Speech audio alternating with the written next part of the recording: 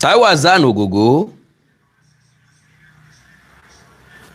ó ti dára lẹ̀, ó ti fi kú ṣàgbà wa. Òun Yínká Quadri, Délé Odùlé, Abbey Lanre, àwọn mẹ́rẹ̀ẹ̀rin ọ̀hún ìkan ni wọ́n lágbo òṣèré. Ẹni tí yóò rí àárín àwọn mẹ́rẹ̀ẹ̀rin ń tọ́ ó gbìyànjú pọ̀. Lóòótọ́ Yínká Quadri, Ogogo àti Délé Odùlé ní gbogbo èèyàn máa ń rí lójú kámẹ́rà. Sorry o, brain behind gbogbo wọn náà Abbey Lanre ni. Bí ọ̀tún ṣe sinimá, bí ọ̀tún ṣe fíìmù, Abbey Lanre ni ó direct ẹ̀. Ó ní ẹ̀ka tí Ọlọ́run pín gbogbo wa sí. Ó ní ẹ̀bùn àmútọ̀runwá kálukú wa. Àwọn kan dá sí cinematography. Wọn ò fẹ́ràn kí wọ́n wà lójú kámẹ́rà, wọ́n dẹ̀ ń ṣe dáadáa ju ẹlòmíì tó wà lójú kámẹ́rà lọ. Cinematographer ni wọ́n. Àwọn ni máa ń handle kámẹ́rà. Àwọn kan wọn ò ṣe ju sáǹdé lọ, àwọn kan wọn ò tàn jóná lọ. Light la máa ń pè wọ́n. Àwọn kan ò ṣe ju makeup lọ nídìí tíátà, wọ́n sì ń jẹun dọ̀la. Àwọn kan ò kúrò nídìí costume lásán làwọn mọ̀ nípa rẹ̀, wọ́n dẹ̀ ń jẹun dọ̀la. So àwọn mẹ́rẹ̀ẹ̀rin ọ̀hún, àwọn mẹ́ta nú àwọn mẹ́rẹ̀ẹ̀rin ẹgbẹ́ ni wọ́n, irọ́ ni wọ́n, ṣùgbọ́n wọ́n ní ọ̀wọ̀ àti àpọ́nlé fúnra wọn. Yínká Quadri gba ọjọ́ tàbí ọ̀sẹ̀ tàbí oṣù lọ́wọ́ Ogogo ọmọ Kúlódò. Ogogo ọmọ Kúlódò gba ó dín díẹ̀ lóṣù kan lọ́wọ́ Délé Odùlé. Ṣùgbọ́n àwọn mẹ́tẹ̀ẹ̀ta, you will surely love them, you will always love them because it has different qualities. Ṣé ẹ gbàgbé nígbà tí mo wá lánàá, tí mo jẹ́ kó yé wa ni wípé lẹ́yìn ọmọ ìyàwó ẹbí Ogogo, Yínká Quadri ni yóò tún mọ̀ lára jù láàrin gbogbo wọn, because oníkangun ló nìkangun, a máa súnmọ́ra ẹni jura wa lọ. So like I said, 85% Ogogo ó ti wọ káàlẹ̀ lọ lónìí. Mùsùlùmí ni, olùjọ́sìn olùfọkànsìn tòótọ́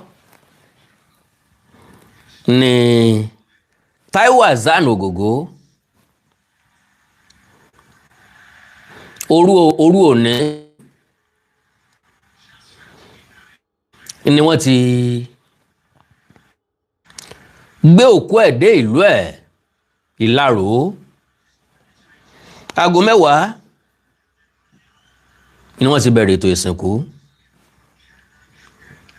Ká ní wọn ò tètè sin Ogogo láago 10, ìlú Ìlaró ìbágbàlejò kò ṣẹlẹ̀ rí. Kò sí ọ̀nà tí wọ́n bá gbé gbà káàkiri orílẹ̀-èdè Nàìjíríà ń làwọn èèyàn bá ti wọ̀lú Ìlaró wá, ṣùgbọ́n àkó tí wọ́n fi ìsìnkú ọ̀hún sí kò jẹ́ kó rọrùn fọ́pọ̀lọpọ̀. Ṣùgbọ́n wọ́n mọ́nítọ̀ ẹ̀ back to back bí ètò ìsìnkú ṣe lọ. Yínká Quadri wọ́n láti bójútó náà. Ṣé náà kejì ọ̀tán ni? Ṣé náà kejì ọ̀tán ni? Ṣé náà kejì ọ̀tán ni? So ṣé náà kejì ọ̀tán ni?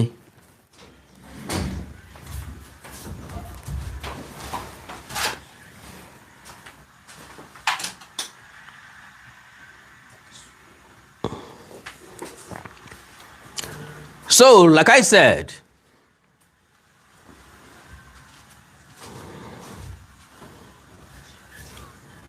wọ́n láti bójútó Yínká Quadri torí wípé ẹkún tí máàlù yẹn sun lónìí nìkan bí ìgbà tó ọmọdé bá ń sunkún ni o ẹ ṣẹ̀ṣẹ̀ nílò láti béèrè bóyá ikú Ògògó dùn Yínká Quadri tàbí kò dùn. So kò sẹ́ni tí ń bẹ ń bẹ lónìí tí ò bomi ẹkún lójú bí èèyàn dorí ahun bó bá débẹ̀ yóò sunkún fa kì í ṣe nítorí nǹkan méjì kò sẹ́ni ó rorú ẹ̀ sógògó ni why ó yá jù ní tí ń tẹnu kálukú jáde nìyẹn gbogbo àwọn òṣèré ló lùbẹ̀ pa kò sí tí wọ́n ó ṣe jù bẹ́ẹ̀ náà lọ àkàndọ̀rọ̀ àwí kòǹkò ẹ gbọ́ mi dáadáa kò sí tí wọ́n ó ṣe jù bẹ́ẹ̀ lọ torí pé oníkìlà kí bá ń gbọ́rọ̀ láfọ̀rọ̀ lọ bó ògùn bá jí wọn àfọ̀rọ̀ ẹnu tí wọ́n làdó gbogbo ọ̀rọ̀ tí bá ń du akèrègbè odò ni ó tú fún kò sẹ́ni ó mojú tọmọdé òjò láìsí sàn èèkàn ńlá lọ láàrin wọn kọ́lọ̀ ń mọ́wọ́ obì dúró àwáyé kú ò sí àṣẹ̀ṣẹ̀ tún lè máa sọ eléyìí ń fúnra wa wípé gbogbo ẹni ó wá sáyé God bless you sir ni yóò lọ sálà kejì so kí làwọn ìṣẹ̀lẹ̀ tó ṣẹlẹ̀ kó tó di pé àgbà Òṣùgbó fọwọ́ okùn lélẹ̀ kí làwọn tó ṣẹlẹ̀ kó tó di pé Taiwo Hassan jọ̀wọ́ ẹ̀mí ẹ̀ lékú lọ́wọ́ kò sẹ́ni tí kì í lọ́rọ̀ ìkẹyìn kò sí gbogbo ẹni tó máa kú ọ̀rọ̀ kan ni wọ́n sọ tí wọn ò fi ní sọ mí mọ́ kí làwọn ọ̀rọ̀ tí Taiwo Hassan sọ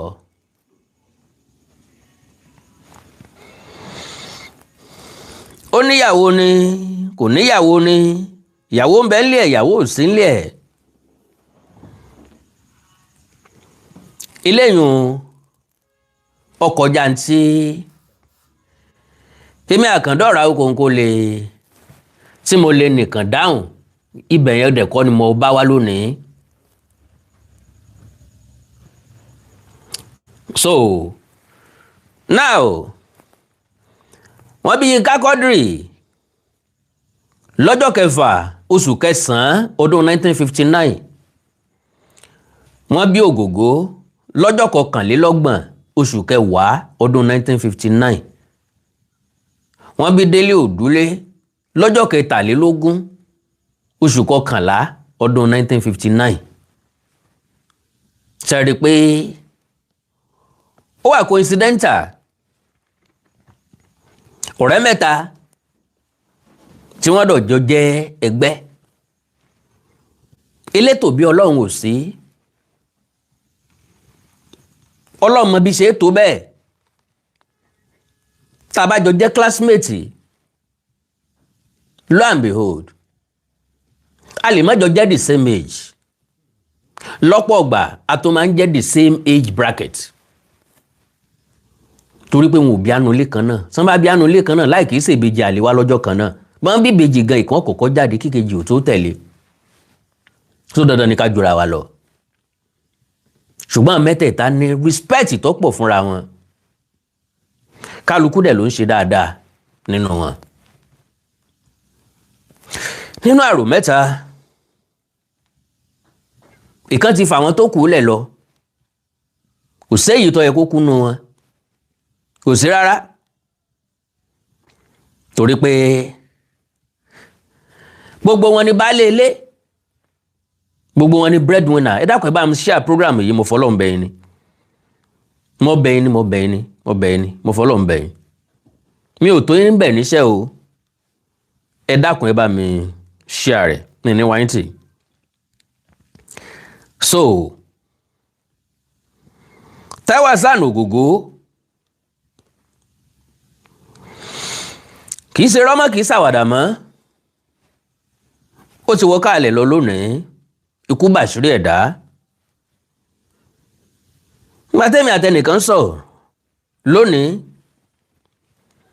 nígbà tí wọ́n sọ̀rọ̀ torí pé ń tọ́gbẹ́nu gbogbo èèyàn káàkiri ìlú lónìí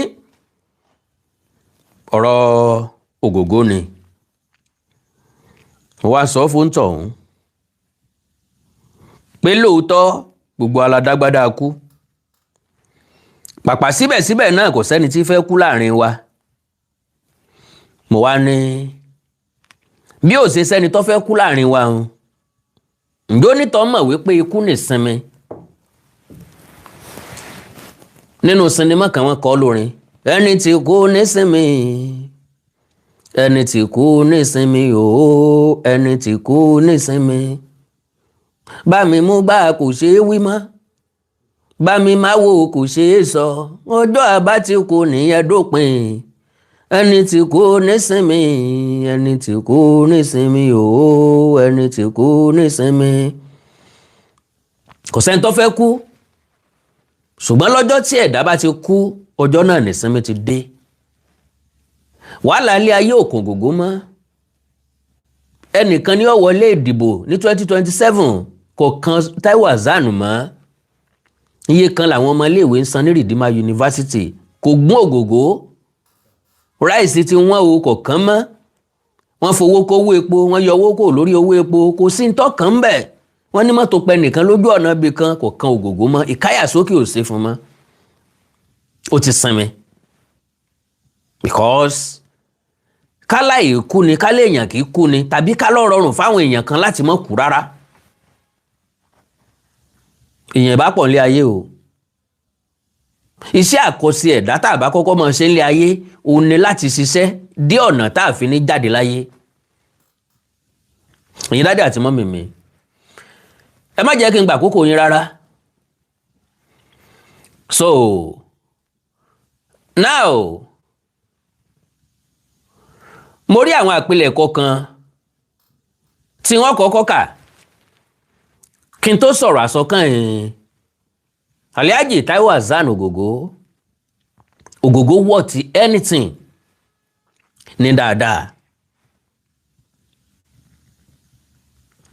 Ogogo worth anything ní dáadáa ẹnu mi gbé yan gan mo lè sọ̀rọ̀ dáadáa nígbà tí mo dórí program yìí ni torí pé Ogogo worth tribute látàárọ̀ kùtùkùtù lónìí mo ti kò sí ẹ̀yin náà sáré wíwì tí mo ṣe ó ń bẹ lórí ìtàkùn ayélujára bẹ́ẹ̀ bá kò lórí ètò ẹ̀ lọ́ọ́ wò Láwíkóńkó TV ó sì wà Láwíkóńkó tẹlifíṣàn lórí Facebook so ẹni ní as we mourn the painful loss of late Taiwo Hassan ẹ jọ̀ọ́ torí Ọlọ́run let's pay close attention to Sayinka Quadri, Daddy Dele Odole, and the others in the Nollywood.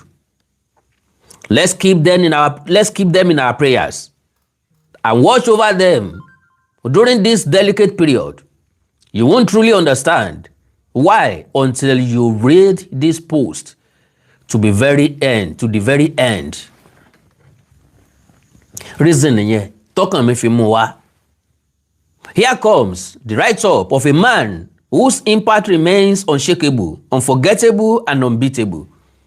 The life we live is sometimes beyond understanding. The life we live is truly a mystery. We came into this world on different days, from different places, with different stories. Ìyá ọ̀tọ̀ọ̀tọ̀ ló bí wa.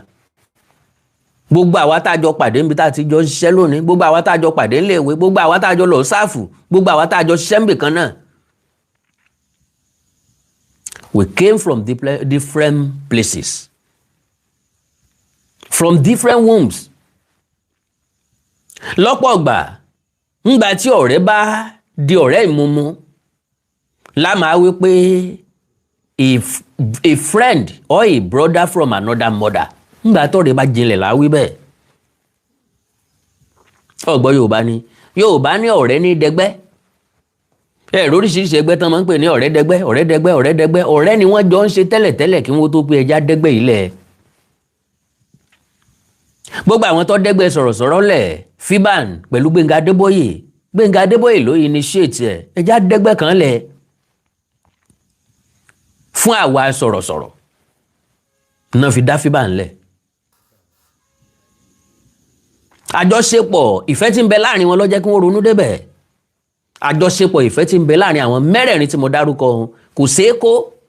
Ẹni tó sì karùn-ún ńlọ dàbí ìyá wọn òun náà ni Mama Rainbow. Ní tí mo mọ̀ ni mo ń sọ. Ìyá Rainbow is like their biological mother. Bó bá gbọ́ pé nǹkan sì kan nu yọ́ mọ̀ gbọ̀n káàkiri ni màmá yẹn. Kẹ́dákun o, nǹkan ò gbọ́dọ̀ sí Táyé o, nǹkan ò gbọ́dọ̀ sí Yínká o, nǹkan ò gbọ́dọ̀ sí Délé o, nǹkan ò gbọ́dọ̀ sẹ́ni kankan lójú màmá yẹn. Wọ́n máa ń sọ pé abiyamọ ni ìyá Rainbow. Òun kọ́ ló bí wọn o, ṣùgbọ́n ó pọ̀n wọ́n sẹ́yìn kí ìyá yẹn náà mọ́ fọjọ́ lọ́jọ́ lọ. So, with different stories, yet somewhere, because gbogbo wa compliment ara wa nílé ayé ni. Mr. Samson Olasokanmi mi ní wáyé. God bless you, sir. Era stick up mi mo appreciate. So, àwa láti wá compliment ara wa. Ẹ bọ́ mo yín sọ. Àwa láti wá compliment ara wa. Let me tell you a true life story. Àwọn ọ̀rẹ́ kan ń bẹ tí wọ́n máa ń wá àṣìṣe ọ̀rẹ́ wọn, tí wọ́n máa ń wá ibi tí ọ̀rẹ́ wọn ó ti ṣubú. Ọ̀rọ̀ ní fa ọ̀rọ̀ ní tẹ̀tẹ̀ ní tó sojú èmi lè yé.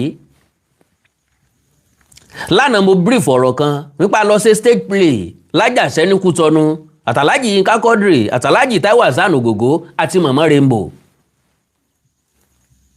Mo dẹ̀ sọ fún yín pé àwọn ní star tá a fẹ́ fi tajà ń bẹ̀. Gbogbo ìgbà tá a bá ń ṣe rìhásà a máa ránṣẹ́ sí wọn pé ẹskísà ń ta fẹ́ lọ ṣe lọ́hùn, ta fẹ́ lọ ṣe ijó ta fẹ́ jó níta ẹja jó nínú ilé. Wọ́n á sọ fún wa pé ká fáwọn date. Gbogbo ọjọ́ tá a mú wọn ò láǹfààní àti wá. Wọ́n ní a máa wọ́rì pé táwọn bá débẹ̀ a máa narrate story fáwọn, àwọn dẹ̀ máa àti ẹ̀ dáadáa. Sure, kò sẹ́ni tó jí pẹ́pẹ́pẹ́ lójú oorun nínú àwọn tí mo dárúkọ tí ò ní heart perfectly. So, àwa ti dé sílẹ̀ sí Àjàṣẹ́ Port Novo. Ńgbà táwọn dé àríbá wọn bí tán wà. Aláǹfààní àti sọ̀rọ̀ púpọ̀ dìgbà tí gbogbo èèyàn ti sanwó wọlé tán. Ẹ̀yìn stage náà ti ń béèrè pé kí la fẹ́, kí ni story yẹn dálé lórí, kí ni táwọn máa ṣe. Lọ́jọ́ náà lọ́hùn-ún Ogogo la fẹ́ fi gbá líìdì. Ṣùgbọ́n gbà tá a narrate story fún Alhaji Taiwo Hassan Ogogo kọ́lọ́hún dẹlẹ̀ fèèyàn re n tí bàbá sọ lọ́dún náà lọ́ọ̀ ni pé ó ti pọ̀ jù, pé n ta fẹ́ káwọn ṣe yẹn ti pọ̀ jù, àwọn ò lè sáré gbé sórí. Alhaji Yínká Quadri come to his rescue.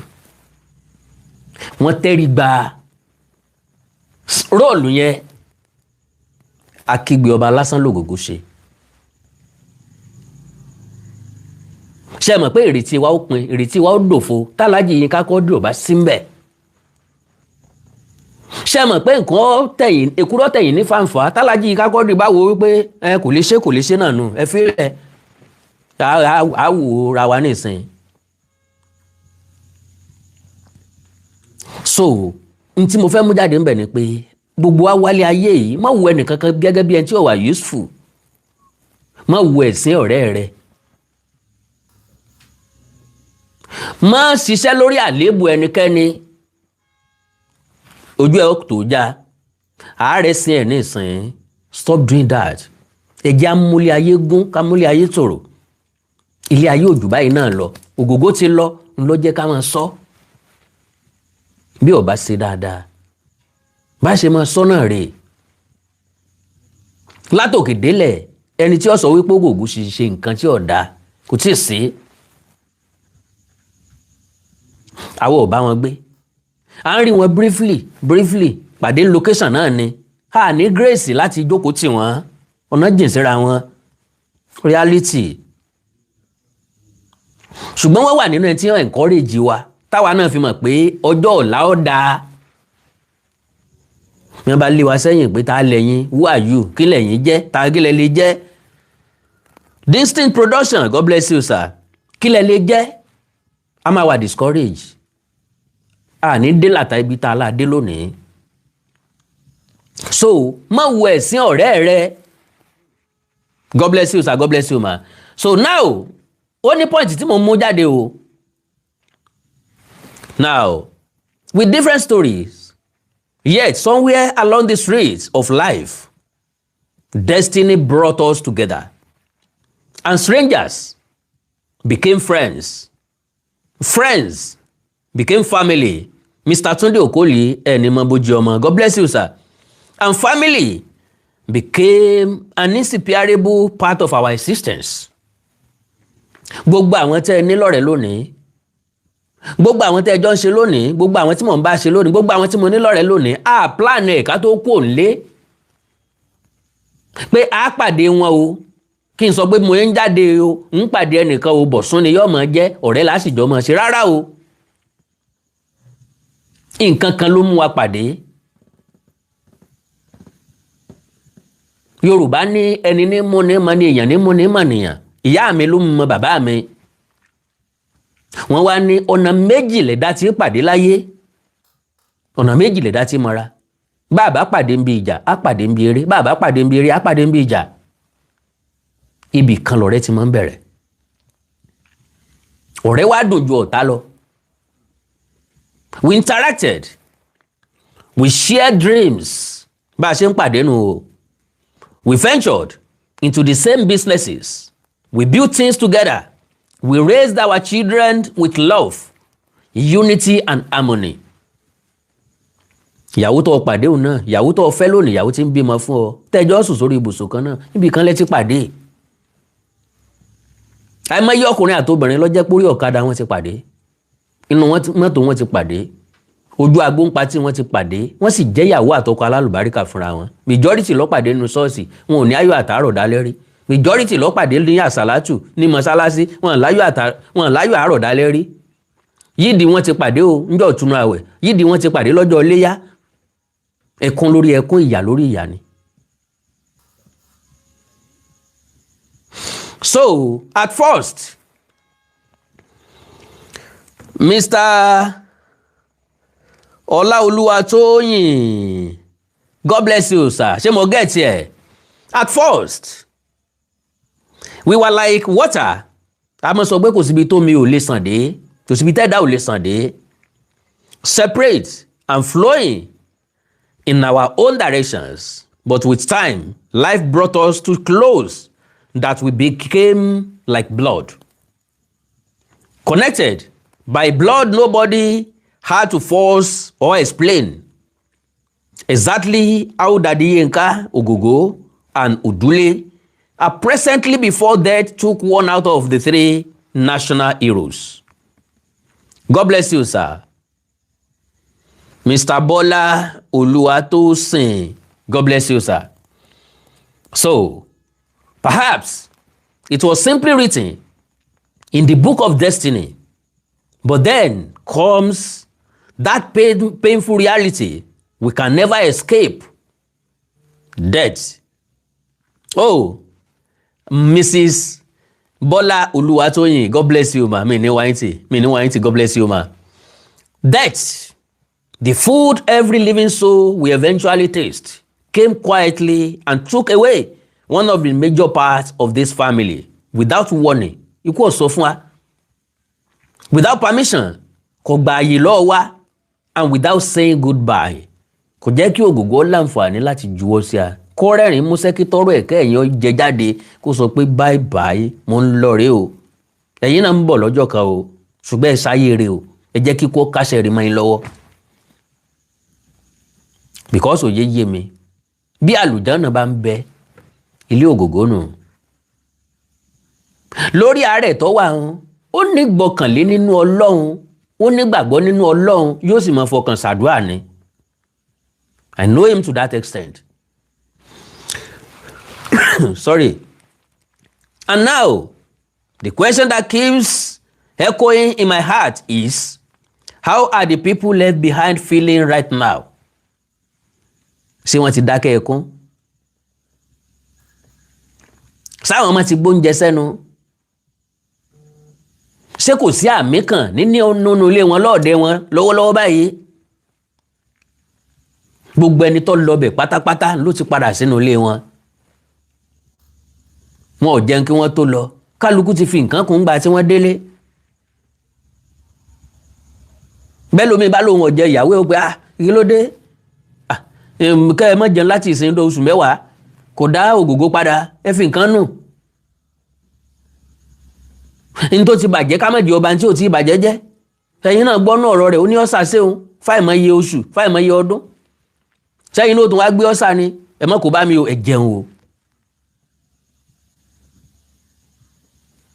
Ẹ̀rù ń yọ mí bà bí mo bá rántí ọjọ́ àti rọ̀run, mo bá dé oyè àbẹ̀fẹ́ Olúgbénga Adéwùsì lọ́kọ, ẹ̀rù màmá ń yọ mí bà o bí mo bá rántí ọjọ́ àti sùn o. Ákèmí nìkan ní yàrá, gbogbo ayé àrèlé, ìwà mi á bá mi dé sàré òkú o, owó àtọmọ ò lè bá mi lọ, á lọ láàrú lóòótọ́. Ògògó nìkan wọ́n kìbọ̀lẹ̀, ọmọ kú lódò. Wọ́n rọ́yè pẹ̀lẹ́ lórí, kò sólólùfẹ́ tó pé ẹ dákun torí Ọlọ́run ẹ dáwọ́ sọ́fẹ̀ dúró, ẹ jẹ́ ń bọ́ bẹ̀ kẹ́ ẹ rọ́yè pẹ̀lẹ́ mi náà lórí mọ́ bẹ́ẹ̀, kò sí. Bẹ́ẹ̀ yẹn bọ́ bẹ̀ wọ́n yọ jáde padà. Onílé relé, Ògògó wà ń bẹ̀. Ògògó wà ń bẹ̀. So, how are the people left behind feeling right now? May God strengthen the family, friends, colleagues, and everyone whose heart is heavy with this loss. Let us remember them in our prayers. I honestly never wanted to bring this on board, but I cannot keep quiet because Taiwo Ogogo Kulodo was not just an actor to me. Honestly, he was a mentor, a father, a builder, a role model, and one of my favorite actors. And when I say favorite, I mean every word of it. Your impact was felt. Your craft spoke.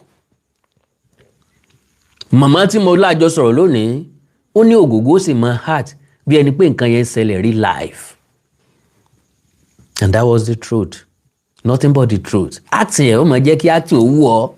With that simplicity, yóò máa deliver lẹ́yọ̀ kọ̀ọ̀kan. You will fall in love.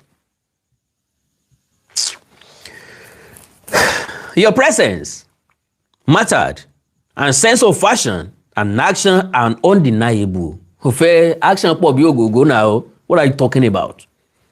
When you talk of man of action, you see Ògògó látòkè délẹ̀ tán bá sọ pé ọmọ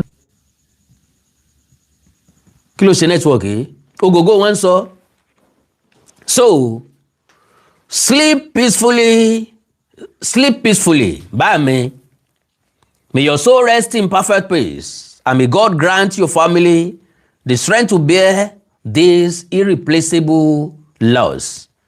Rest in peace. Taiwo Ogogo Kulodo. Ẹnìkan lọ́kọ ránṣẹ́ bẹ́ẹ̀. All right. Mo mọ̀ pé yín náà ó ṣeé ṣe kẹ́ bá fídíò yìí pàdé. Ìkan nínú àwọn fídíò tí Taiwo Ogogo, Alhaji Kakodri, Kurama Tẹ̀tẹ̀ àti Délé Òdúlé tí wọ́n ti jọ dúró nígbà tí wọ́n lọ fíṣítì film village ọ̀gá Délé Òdúlé.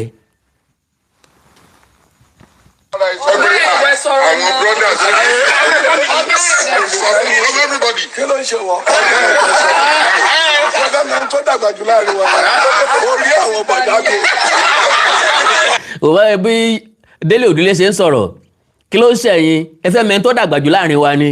Orí àwọn bọ̀dá mi ò pé bí ẹni pé wọ́n jù lọ. láìmọye ọdún.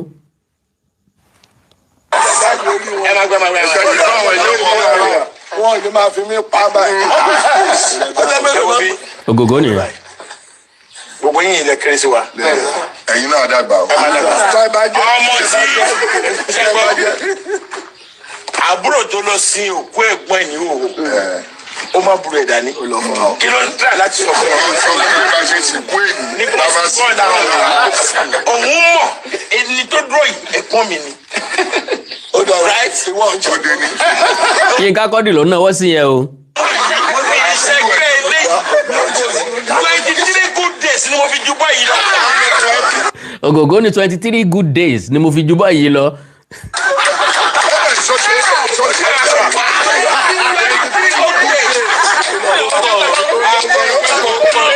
Twenty-three good days. Now,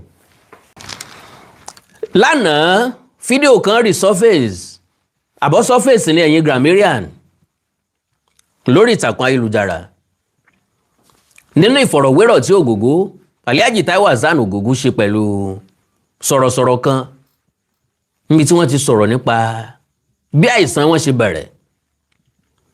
Mo nígbàgbọ́ pé rí nínú ẹ̀ ni wọ́n ti ṣàlàyé iye oṣù tí wọ́n tán fi bátù ọgbẹ́ inú, àìsàn ọgbẹ́ inú, báwọn ó ṣe máa po ẹ̀jẹ̀ àti bẹ́ẹ̀ bẹ́ẹ̀ lọ. Meanwhile, lọ́pọ̀lọpọ̀ ìgbà bẹ́ẹ̀ èèyàn bá ń wúkọ́ tí bá ń po ẹ̀jẹ̀, àwọn èèyàn sọ wípé àṣàsí ni, wọ́n á ní wọ́n fún ní nǹkan jẹ ni. Medically ọ̀pọ̀lọpọ̀ nǹkan ló lè ṣẹlẹ̀ bẹ́ẹ̀ tẹ́dà ó fi po ẹ̀jẹ̀. Kó lè wà on record, ẹ̀já gbọ́rọ̀ lẹ́nu Alhaji Taiwo Hassan Ogogo fúnra lára wọn.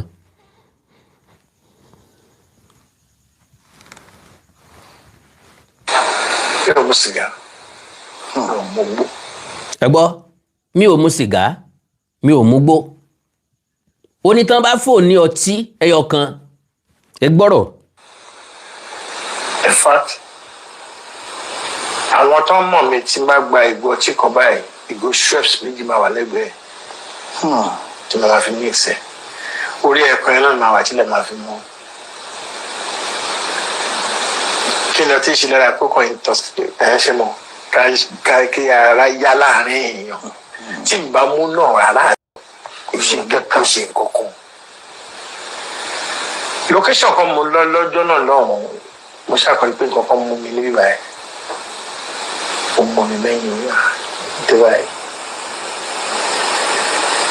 Bàtà wọn fi pé nǹkan bí ìṣẹ́jú márùn-ún mi ẹ̀ fẹ́ comfortable mọ́.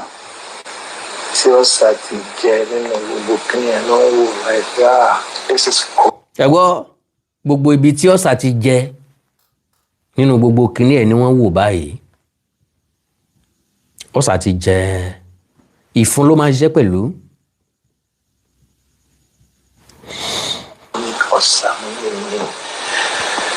Láwọn kan ní máa ń lo mọ́dá ẹni kan máa ń tí bá ti ní màlẹ́ríà díẹ̀ máa ní kí n kàn lo alábòkun àtọ̀sàn wẹ̀wọ́ ní dókítà bá ká ọmọ ìgbà ẹ̀yin náà kó bára yín o ìlú ti ṣẹlẹ̀ gan nílé yìí. Wow. Wọ́n ní tí nǹkan bá ṣe òun kí lóun máa ń lò bó ń bá ń ṣe ibà, òun ó mu ọsàn wẹ́wẹ́ àtàlábòkun, dókítà fi gbé ta. Alhaji, ẹ̀yin lẹ kó bára yín gan pẹ̀lú àwọn nǹkan tẹ́ ń jẹ àti tẹ́ ń mu. Níbi tí jẹjẹrẹ ti rá àǹfààní àti wọlé nù. Torí pé ọgbẹ́ inú fúnra lára ẹ̀ ó ti níbi tó gan ti jẹ. Ṣẹ́ẹ̀sì mọ̀ pé gbégbò bá ń bẹ lẹ́sẹ̀ elégbò tí ìsín bá ń wọ̀ ọ́, wọ́n á mọ̀ pé kinní kan ní tetanus bí nǹkan míì bá ń wọ̀ ọ́. Èyí ó tún nǹkan míì ó tún ṣèyàn láti bí egbò tó mú yàn gẹ́gẹ́ bẹ́ẹ̀ ni tí wọ́n ń pè ní ọ̀sà. Mo gbá research nípa ọ̀sà, wọ́n jẹ́ kó yé wa wípé ọ̀sà ò kì í dúró sí àbí nípa ọgbẹ́ inú àbí nípa jẹjẹrẹ nǹkan fẹ́ ká máa lákọ̀ọ́ mọ́ lórí ni ìyẹn kánsà. Ìwádìí jẹ́ ó yé wa wípé kì í dúró sójú kan. Níbi tó ti bẹ̀rẹ̀ ńlẹ́ kàn máa fi pè é. Bó bá jẹ́ lungs ni ẹ pé ulcer of the lungs tàbí cancer of the lung tó bá jẹ́ liver ni lẹ́ẹ̀fì pé ṣùgbọ́n lè kúrò liver kó lọ sí lung ó lè kúrò ní lung kó wá sí liver ó lè kúrò mbẹ́ kó tún lọ bòmí kó tún lọ kidney ṣùgbọ́n bí tó ti bẹ̀rẹ̀ ló kọ tẹ́ẹ̀fì mọ̀ pé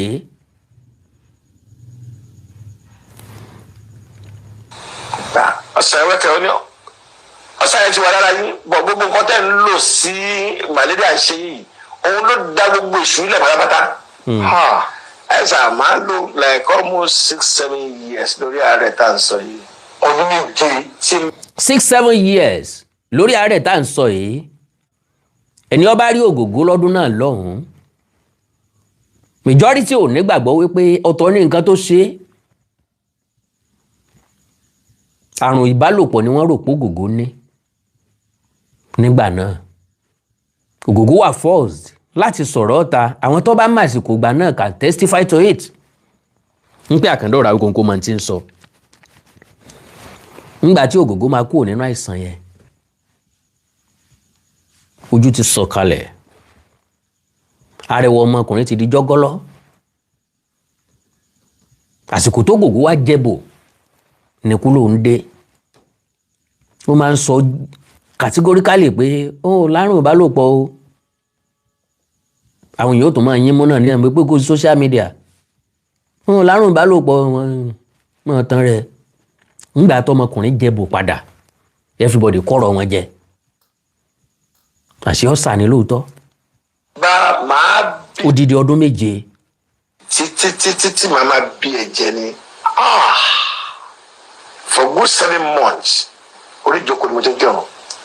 kò lè dọ̀bálẹ̀ kò lè doríkodò kírun. Allahu Akbar ìwọ rò pé ó ti tán ibi tó gbé worst dé eyín tí mo ṣe bọ̀ láti Mẹ́kà removable eyín ni. lásìkò àìsàn yẹn lo and behold before the sickness ẹ̀yin tẹ́ bá rántí ńgbà náà ẹ mọ̀ bá mi rántí Ògògó ni poster boy ìdúmọ̀tà nílé movie lọ́dún náà ní gbogbo ìgbà yẹn ìdúmọ̀tà náà ti ń ta fíìmù ìdúmọ̀tà lẹ́ẹ̀tì lọ kó fíìmù apart from pé mi wà nínú tíátà mo wà nínú ANTP nígbà yẹn mo tún wà nínú video club mo tún ṣe video club fíìmù tí Ògògó ọba ti sí ń bẹ̀ à ní ra o torí àwọn èèyàn nígbà lọ́wọ́ àwọn ò ní wò ó Ògògó ni poster boy ní ìdúmọ̀tà Yínká Quadri ò kí ń jowó ẹ̀ Délé Òdúlé ò kí ń jowó ẹ̀ wọ́n rálé ràǹdà ara wọn support ara wọn ńgbà tára Ògògó yá tán àwọn Yínká Quadri Délé Òdúlé we always ask you for role for Ògògó níbi tí ìfẹ́ ọ̀hún jinlẹ̀ dé tí èèyàn kan kò lè ráàrin wọn kò túmọ̀ sí pé wọn ò ní bára wọn jà o wọ́n ń jàjà fẹ́ wọ́n ó béèrè róòlù f'Ògògó bẹ́ẹ̀ bá pè wọ́n sí location t'Ògògó fi integrate sínú tíátà padà kó tún tó rẹ́sẹ̀ wálẹ̀ padà lóòótọ́ làpá ò dàbí ojú ara mọ́ ṣùgbọ́n kó tó dìgbà náà ọ̀pọ̀lọpọ̀ òṣèré orí ìtàgé tó kéré ńgbà náà ló ti dìde ṣùgbọ́n torí pé àwọn èèyàn kan ń bẹ tó jẹ́ pé 20 ọdún tí wọ́n bá tilẹ̀kùn ìjọ́kíjọ́ tán bá tún ṣílẹ̀kùn wọn jáde padà wọn ó tún tàjọ anybody lọ. ìbẹ̀ rántí Ibrahim Chatta ó sọ ńgbà kan tóun bá ti péye ọdún báyìí òun ò ṣe sinimá mọ́ ẹ̀bẹ̀ pọ̀ ní ẹlẹ́bẹ̀ àwọn èèyàn bẹ̀rẹ̀ sí ní bẹ̀ dákun máa ṣe máa bá wa háàtì afẹ́ máa rí ọ afẹ́ ńgbà tí ẹ̀bùn wà ní o bí èèyàn lásán bá dánrú ẹ̀ wò ọjà ọ̀tàn gbá ẹ̀. Ibrahim Chatta is one of those people tó lè sọ pé mo fi iye ọdún kan lẹ̀ wọn háàtì mọ́ n ó tún padà háàtì tó bá yá. Is somebody like Guardiola coach Barcelona ó gba 14 trophies within 4 years wọ́n ní kó tẹ̀síwájú ó ní no ó ní I am exhausted I want to have a sabbatical. Gbogbo klọ́ọ̀bù ní ń pè máa ń bọ̀ á fún iye báyìí á san iye báyìí fún ọ wo jẹ́ béèrè iye tó bá wù ọ á fún black check. Ó ní rọ̀ òun fẹ́ sinmi níṣẹ́ ó lọ sinmi lọ́dún kan. Àbájáde ìsinmi ó gba Germany lọ ó lọ coach Bayern Munich kò rí Champions League gbá ń bẹ̀ ṣùgbọ́n ó gba league fún wa kó tó kú kí ló ṣe network yìí báyìí torí Ọlọ́run. So ẹja gbọ́rọ̀ Ògògó tán. tó máa ń yọ kò sẹ́ni tó wọ́n ya stars báyìí ó máa ń mú àwọn èèyàn kan lọ ṣe ni jẹ́ ọkọ̀ mú kan tí ẹ̀ ọ̀hún yìí lọ́wọ́ kí yẹn bá mú un dáná báyìí níwájú ilé ni mo dẹ̀ díjú báyìí sọnù. ọ̀sọ̀ yìí mọ́kànù. All right. irú èèyàn wo lògògó àpilẹ̀kọ kan náà rèé the mark of a true father beyond the screen Alhaji Taiwo Hassan Ogogo was his children's greatest hero. àtàwọn ọmọ ẹ̀ wọ́n máa ṣe bí bébì wọ́n máa ṣe bí ọmọ kéékèèké. They say a man's truest legacy is not the wealth he leaves behind or even the trophies on his behalf. It is the depth of love in the hearts of his children. Àwa bàbá ẹ jẹ́ ká máa sún máwọn ọmọ wa, ẹ jẹ́ máa bá àwọn ọmọ wa ṣeré. Ẹ má jẹ́ káwọn ìyàwó wọ́n sọ wá di ẹkùn tágìrìgì gbére ẹ̀ níjà. Òde kẹ́rù ọbẹ̀ lẹ́rù, òde káwọn ọmọ gbọ̀n jìnnìjìnnì, ẹ jẹ́ ayọ̀ eléyìí kúrò nínú oríkì àwa bàbá. Play with your children. Béèrè tí wọ́n kọ́ léèwé, béèrè tí wọ́n jẹ, béèrè pé tí wọ́n ti jẹun. Mú wọn wá sọ́dọ̀ gbé wọn lésẹ̀ tán bá kéré. Irú bàbá bẹ́ẹ̀ lògògó, àwọn ọmọ ẹ ti dàgbà, ṣùgbọ́n still ìmọ̀ ń ṣe wọ́n bíi bébì ni. Yóò sì máa wú ọ lórí. So, in Hollywood and millions of fans mourn the passing of the iconic Alhaji Taiwo Hassan, affectionately known as Ogogo. Our focus here shifts to the beautiful unbroken band he shares either on our television screens, but to his children, Lolade, Ibrahim, Halima, Lima, and Kira, he was simply Daddy. A present, fiercely protective, and deeply loving anchor who poured his absolute best into raising children. The profound grief and absolute dedication shown by his daughters and son during his final days didn't happen by accident. It was the harvest of a lifetime of deliberate, unconditional fatherly love. He didn't just provide. Torí majority nínú wa a nígbàgbọ́ pé kákan ṣiṣẹ́ owó ni kákan pèsè owó ni mo ti ránjẹ sílé fún wọn tún wà láwọn mo sanwó aṣọ mo sanwó skul wọn mo raṣọ sí wọn lọ́rùn ẹ wo ẹ jẹ́ kí màmá ọmọ ṣe dákun torí Ọlọ́run gbèfẹ́ rẹ sáwọn ọmọ rẹ lọ́kàn. It was the harvest of a lifetime, a deliberate and unconditional fatherly love. He didn't just provide, he listened, he monitored, he mentored, and he stood as their biggest cheerleader. He taught them humility. Àwọn ọmọ yẹn ní respect and unity, virtues that shone brightly as they stood firmly by his side until his very last breath. Ìyàwó méjìlá Alhaji Taiwo Hassan Ogogo ní. Kọ́ wá lè mọ̀ pé ọmọ ìyàwó rẹ̀ ọmọ ìyálé rẹ̀. Ìyálé according ó bímọ méjì. All right. Here we believe in celebrating our legends, not just for their act, but for the beautiful humanity they brought to our world. Ogogo didn't just act out of fatherhood on screen. He lived it perfectly in his own home. Thank you, Baba, for showing the world that what it truly means to be a loving father. The devotion of your children is the ultimate proof that you ran a glorious race. Our hearts and prayers continue to be with the Taiwo Hassan family. Your father's crown of love will never fade. Yẹ́rí pé mi náà sọ bẹ́ẹ̀ pé àwọn ọmọ yẹn ogun ńlá ni. Now, ẹ já sọ̀rọ̀ díẹ̀ nípa first wife Ogogo, Madam Ajoke Taiwo.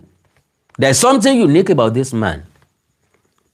Being a devoted Muslim, do you know pé Christian ìyàwó ẹ̀ àkọ́kọ́. Alhaji Taiwo Hassan practice Islamic religion, ìyàwó ẹ̀ practice Christianity.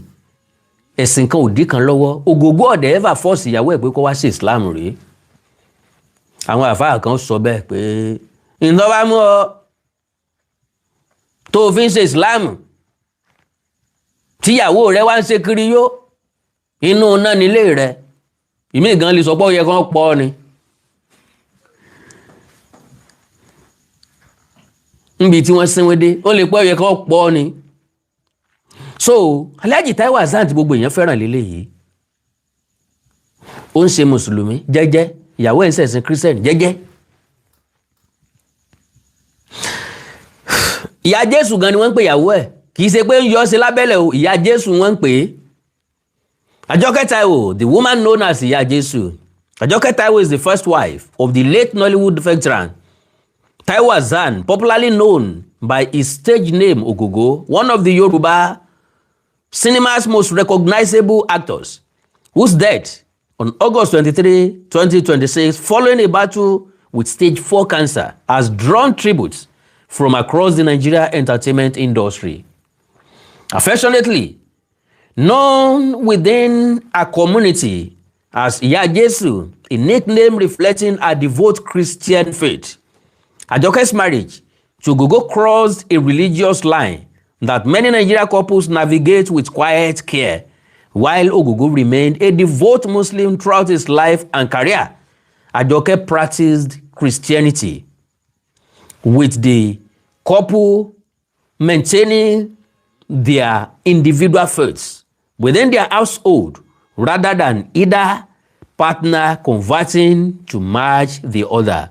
A domestic arrangement that speaks to a brother often unremarked upon reality of interfaith family life across Yoruba land.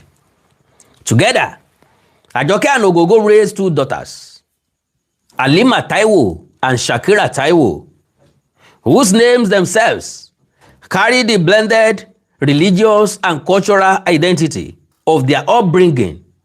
Ogogo will later marry a second wife as well, a family structure not uncommon within certain Nigeria cultural and religious context, particularly among the 4 Muslim households of his generation. Mẹ́lọ Ọlọ́run wí lọ́rọ̀ àwọn Mùsùlùmí, mẹ́lọ Ọlọ́run wí lọ́rọ̀ àwọn Christian náà. Àwọn ìgbàlódé pásítọ̀ ń ló dojú gbogbo ẹ̀rú ní ọkọ kan, aya kan, wọn ò wá là fún wọn pé ẹni tí ó bá ṣe alàgbà àbẹ̀ni tí ó bá joyè díkìn ni wọ́n ní kó fẹ́ ìyàwó kan kó lọ́kọ kan. Kì í ṣe gbogbo ayé. Olùdásílẹ̀ church ń bàbá mi, ìyàwó 9 ló ní, mọ́ mi ni ìyàwó tó kéré jù. Ìwọ náà wá imagine ká ní wọn ò bí mi ayé. Bẹ́ẹ̀ ni mẹ́ntí ń jáwé kóńkó. Ká ní wọn ò bí mi sáyé. Bá mi ti lé lọ́mọ 100 ọdún kan tó bí mi. Èmi rèé o. Ń lọ jẹ́ kí gbogbo ojú ó tètè funfun o. Ń táwọn ọmọ Ọ̀yọ́ kan fi máa ń bú mi nu. Ó ti kékeré darúgbó. Kò majority wọn ò sì dáa tó mi. Bá a bá jọ dúró lójúkojú, majority wọn ò lè dúró bí tí n bá dúró sí. Irun gbọ̀n funfun, irun orí funfun, ń bọ́ jẹ́ pọ́ máa arúgbó ni mí, ọmọ àfarúgbó ara bí. So, beyond the details, Ajoke Taiwo has largely remained outside the public eye, in contrast to her husband, who spent over 4 decades as one of the most visible faces of Yoruba language Nollywood, appearing in landmark films from Oblo in the 1990s through to Anikulapo in more recent years.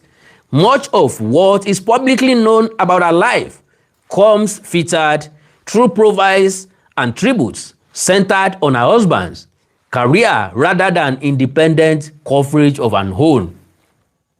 A tribute continued to pour in following Ogogo's passing.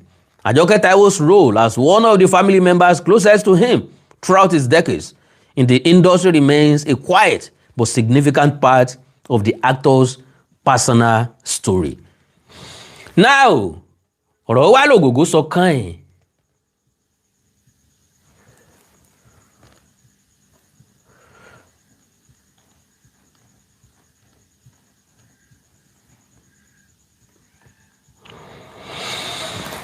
gẹ́gẹ́ bí ọ̀kan nínú àwọn ọmọ Alhaji Taiwo Hassan Ogogo ṣe fíta ó screenshot WhatsApp message wọn àti bàbá ẹ̀ níbi tí bàbá ẹ̀ ti sọ pé don't cry. Ogogo ni mo gbọ́ pé òun sunkún.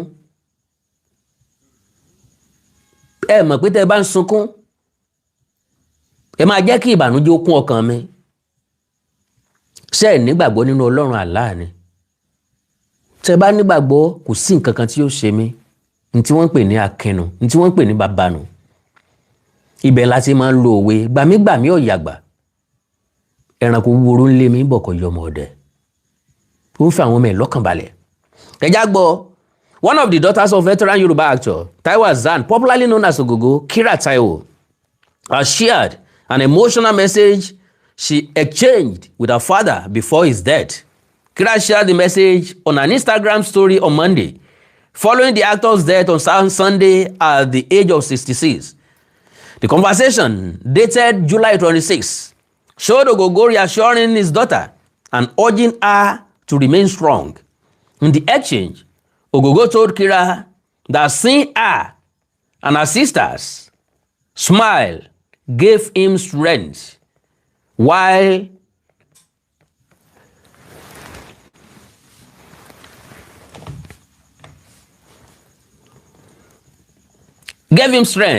urging her not to cry. He said, and I quote, he wrote, and I quote, "How are you? I heard you are crying.